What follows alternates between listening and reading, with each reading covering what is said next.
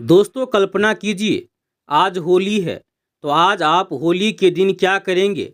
Of course आप कहेंगे कि आज के दिन खूब मज़े करेंगे, झूमेंगे गाएंगे और अपने दोस्तों को रंग लगाएंगे। लेकिन दोस्तों, सोचिए कि यह होली आपके जीवन में एक ऐसी मोड़ लेकर आएगी जिसमें आपके सब कुछ लुट जाए तो आप ऐसे में क्या करेंगे? दोस्तों, आज के वीडियो में एक ऐसी ही कहानी लेकर आए हैं। यह कहानी है उत्तर प्रदेश के फतेहपुर जिला की। दोस्तों, इस कहानी में आप सुनेंगे कि कैसे एक पत्नी अपने पति से नाखुश होकर अपने पराये यार के साथ एक ऐसी घटना का अंजाम देती है जिसमें वह अपने पति को ही मौत की शिकार बना लेती है। तो दोस्तों, पूरी कहानी को जानने के लिए हमारे साथ वीडियो में बने रहिए। और दोस्तों, यदि आप हमारे यूट्यूब चैनल पर पहली बार आए हैं तो चैनल को सब्सक्राइब जरूर कर लीजिए, ताकि दोस्तों आगे भी आपको इसी तरह की दिल दहला देने वाली क्राइम स्टोरी सुन सके। उत्तर प्रदेश के फतेहपुर शहर का एक मोहल्ला है मिश्रा मऊ। इसी मोहल्ले में राजेश साहू अपने परिवार के साथ रहता था। उसके परिवार में पत्नी के अलावा 2 बेटे और एक बेटी सुलेखा थी। राजेश घी का कारोबार करता था। वह फतेहपुर शहर के आसपास के गांव-गांव जाकर लोगों के यहां से घी खरीदता और फतेहपुर शहर में बेचता। इससे उसे जो फायदा होता उसी से उसके परिवार की गुजर बसर होती थी। राजेश साहू की बेटी सुलेखा सुंदर होने के साथ साथ थोड़ी चंचल भी थी। इसीलिए सयानी होने पर मोहल्ले के कई युवक उस पर डोरे डालने की कोशिश करने लगे थे।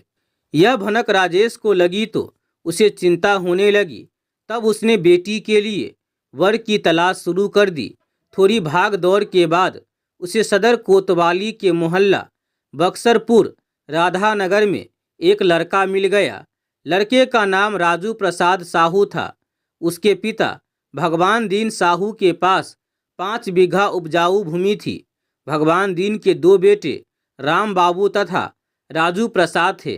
राम बाबू का विवाह हो चुका था। वह परिवार सहित अलग रहता था। राजू पिता के साथ खेती किसानी करता था। बातचीत शुरू हुई तो राजू और सुलेखा का रिश्ता पक्का हो गया।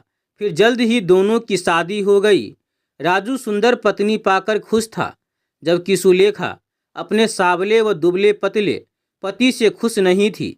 शादी से पहले उसके मन में पति की जो छवि थी, राजू उसमें कहीं भी फिट नहीं बैठता था। लेकिन अब विवाह हो गया था, इसीलिए मजबूरी में उसके साथ तो रहना ही था। शादी के 3 साल बाद सुलेखा एक बेटी अर्पिता की मां बन गई थी। अर्पिता के जन्म के बाद राजू ने पत्नी की भावनाओं की उपेक्षा करनी शुरू कर दी। जबकि बेटी जन्मने के बाद सुलेखा का रूप और निखर आया था और वह हर रात पति का साथ चाहती थी। राजू थका हारा शाम को लौटता और खाना खाकर सो जाता। सुलेखा कभी पहल करती तो राजू झल्ला उठता, आज बहुत थक गया हूँ, अभी सोने दो। पति की बात सुनकर सुलेखा मायूस हो जाती। राजू की कमाई से घर का खर्चा तो किसी तरह चल जाता था, लेकिन सुलेखा अपनी हसरतें पूरी नहीं कर पाती थी। एक तो शारीरिक इच्छाएं, दूसरी अधूरी तमन्नाएं। ऐसे में औरत बहकने लगती है। सुलेखा भी बहकने लगी थी। उसने पति को दिल से निकाल दिया था और तमन्नाएं पूरी करने के लिए किसी नए मीत की तलाश में जुट गई थी। इन्हीं दिनों राजू प्रसाद साहू के घर रामराज का आना जाना शुरू हुआ।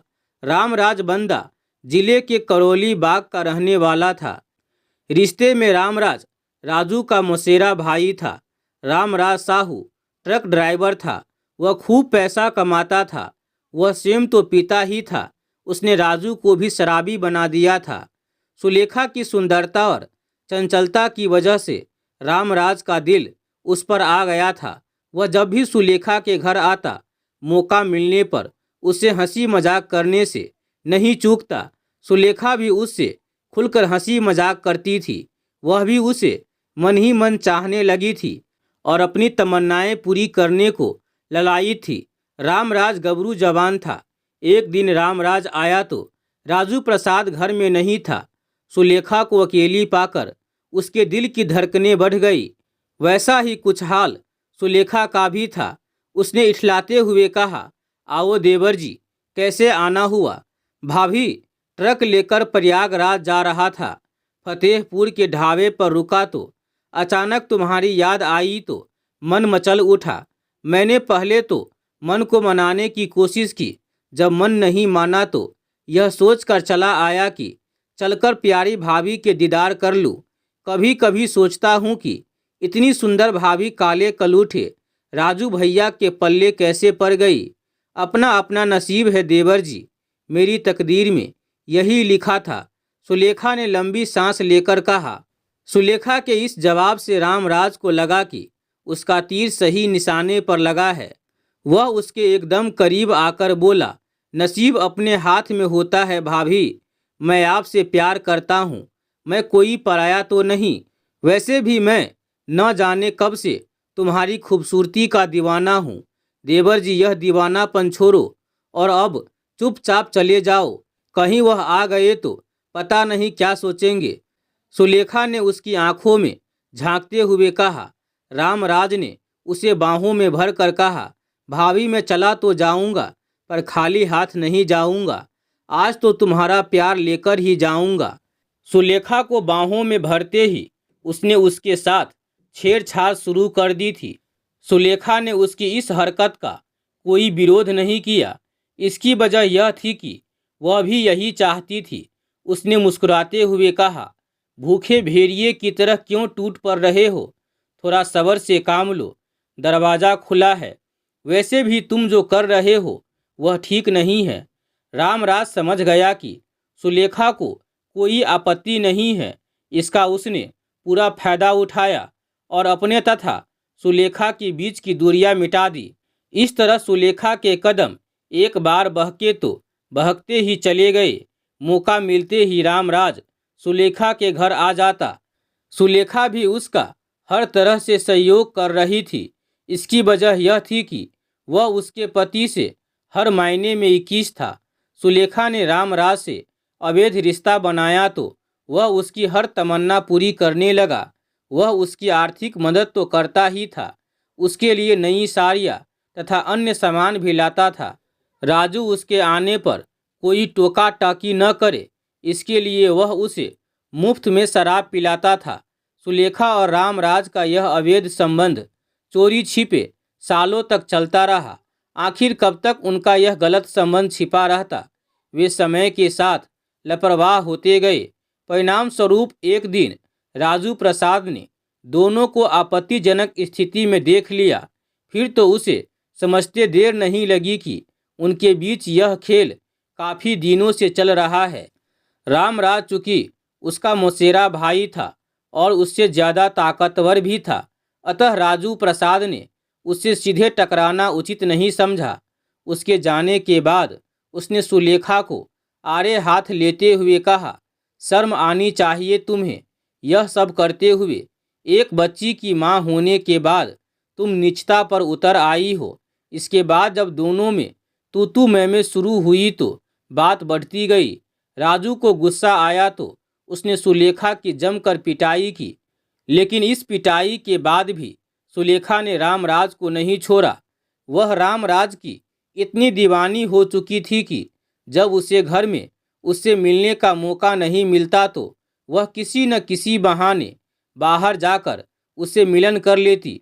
जब इसका पता राजू प्रसाद को चलता तो वह शराब पीकर सुलेखा और रामराज को खूब गालियां बकता।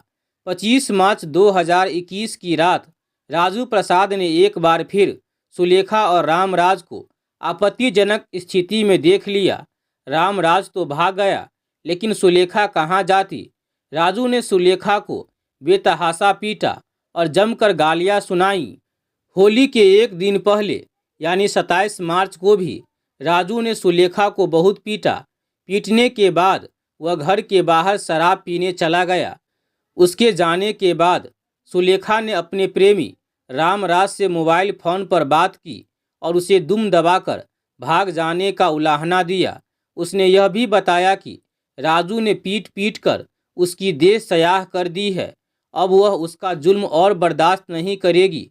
जल्द ही कोई रास्ता निकालो। अब वह उससे तभी मिलेगी जब रास्ते का कांटा साफ हो जाए। 28 मार्च 2021 को होली थी। रामराज बाइक से दोपहर 12 बजे राजू प्रसाद के घर जा पहुंचा। उसके मन में तो नफरत थी, लेकिन उसने दिखावे के तौर पर राजू के पैर छुए और बोला, भैया आज होली है, गले मिलने आया हूँ, अपनी गलतियों की माफ़ी भी मांग रहा हूँ, हो सके तो मुझे माफ़ कर दो। राजू प्रसाद ने एक नज़र रामराज के चेहरे पर डाली और फिर उसे गले लगा लिया। इसके बाद दोनों बातचीत करने लगे। बातचीत में उलझाकर रामराज ने उसे शराब पीने के लिए राजी कर लिया। इस बीच रामराज ने सुलेखा को इस बात की जानकारी दे दी कि आज वह चुभने वाला कांटा निकाल फेंकेगा। इसके बाद रामराज ने राजू को अपनी बाइक पर बिठाया और निकल गया।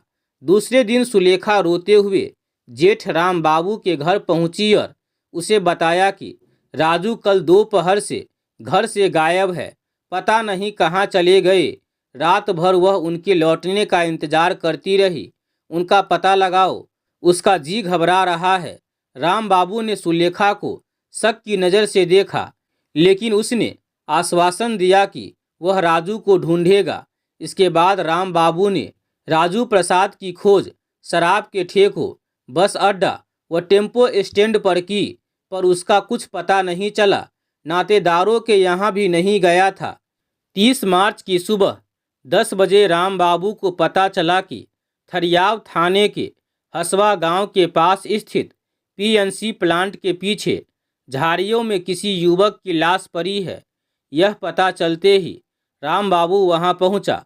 उसने लाश देखी तो वह फपक पड़ा।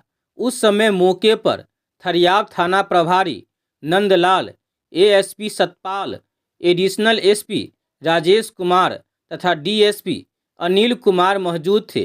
पुलिस अधिकारी घटनास्थल का बारीकी से निरीक्षण कर रहे थे।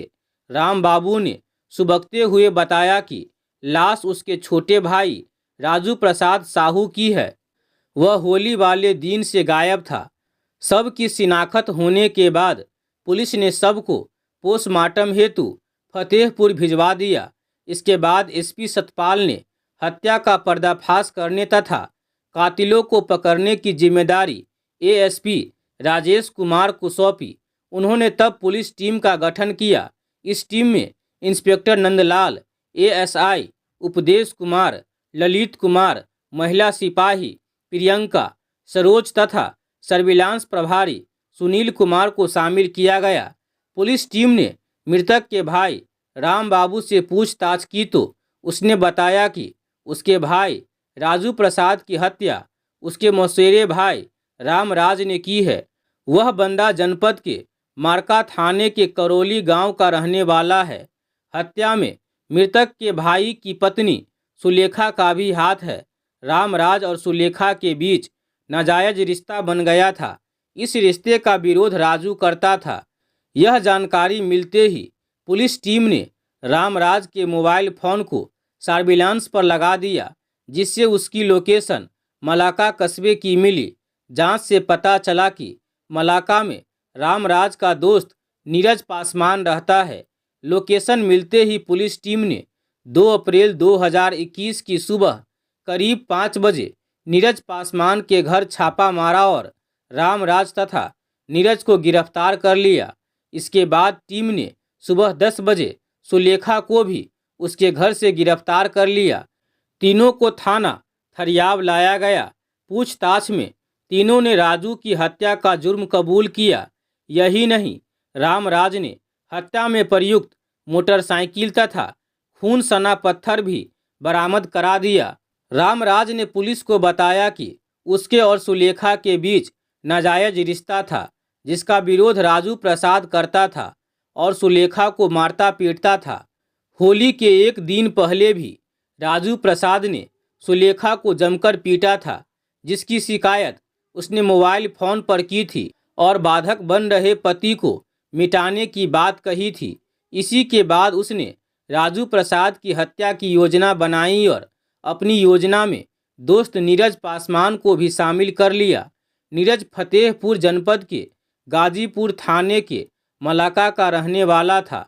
योजना के तहत वह होली वाले दिन बाइक से राजू प्रसाद के घर पहुंचा और उसे शराब पिलाने का लालच देकर अपने दोस्त नीरज पासवान के घर मलाका लाया।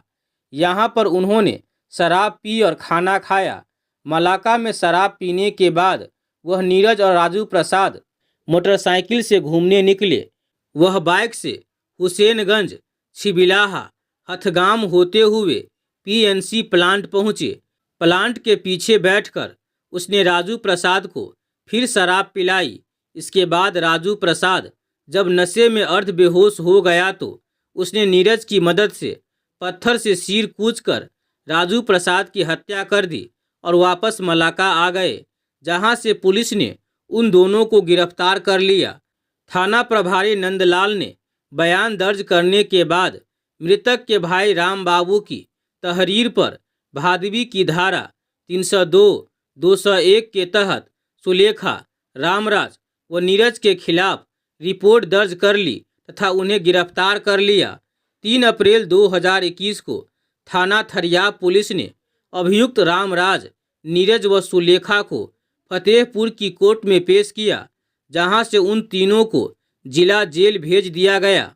तो दोस्तों, कैसी लगी राजू और सुलेखा की यह अरेंज मैरिज की कहानी?